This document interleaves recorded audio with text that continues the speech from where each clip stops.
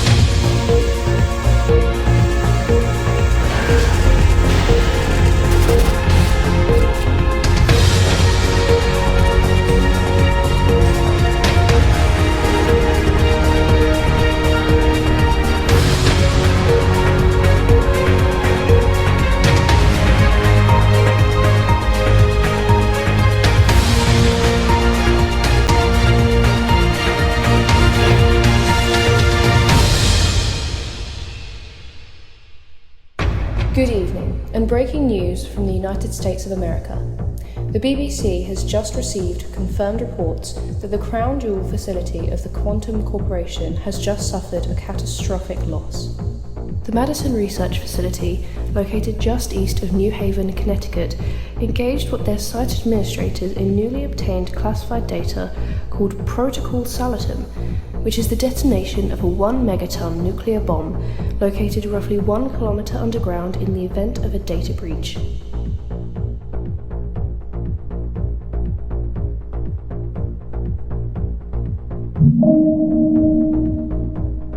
That's right. The detonation of this warhead marks the first nuclear detonation in history whose purpose was not under the guise of testing. In fact, this detonation marks the first time a nuclear detonation has ever occurred in a densely populated New England region, leaving questions as to the scale of possible ground soil and water contamination. Historically, the most prominent nuclear tests occurred at the Nevada test site, with temporary test sites established along the conterminous United States and off in the Pacific Ocean. Areas all chosen as they were far from densely populated areas and therefore reduced the chances of civilians contracting illnesses related to testing.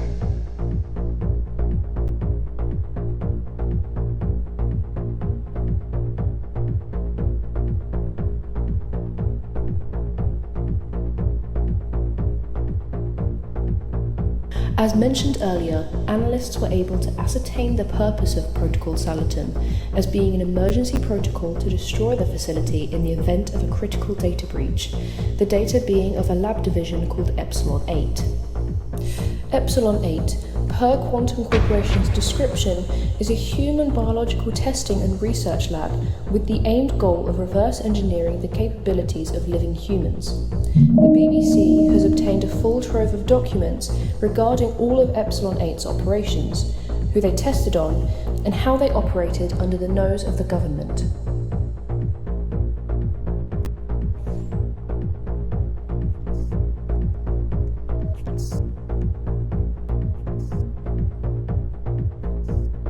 Testing ranged from various different branches of biosciences, mostly having to do with neurology, cardiology, and virology. While we will not discuss the more gruesome aspects of the Epsilon 8 program on this news report, mild experiments range from mind control sleeper agents to CRISPR-based genetic engineering. Overall, there were 152 subjects named on the subject roster, most of them stemming from a lower class background and half of them presently deceased. The names of all the Epsilon 8 members were also included in this database, implicating Quantum Corporation CEO James McCarthy and a plethora of staff from the now former Madison Research Center, such as Dr. Martin Miller, Dr. Robert Brenner, and Dr. Helene Kaiser.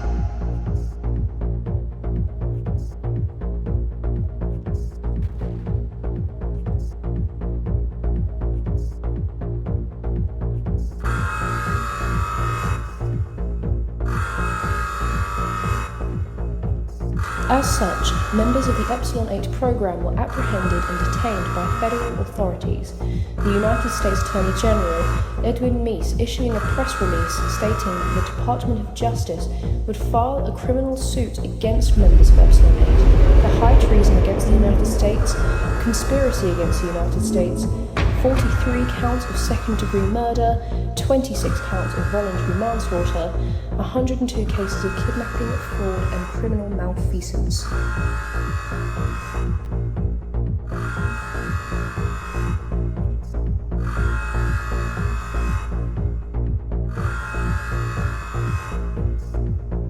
According to sources within the US government, the trial is scheduled to take place next week through the Federal District Court in Connecticut. This court case could mark the first potential treason conviction case since 1945's Kramer versus the United States.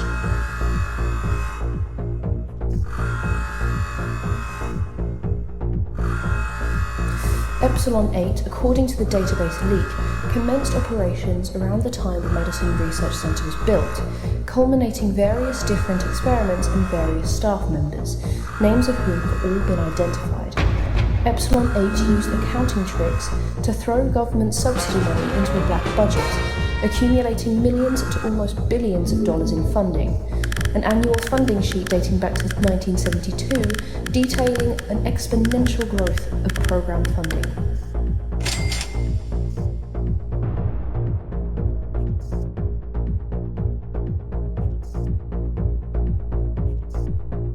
According to the US government and even the Epsilon 8 database, the government had zero knowledge of the existence of the Epsilon 8 program, with Epsilon 8 members stating that the laboratory was intentionally hidden in the deepest part of the facility to, quote, deter employees or government officials from stumbling upon it, end quote. We'll have more for you after the break.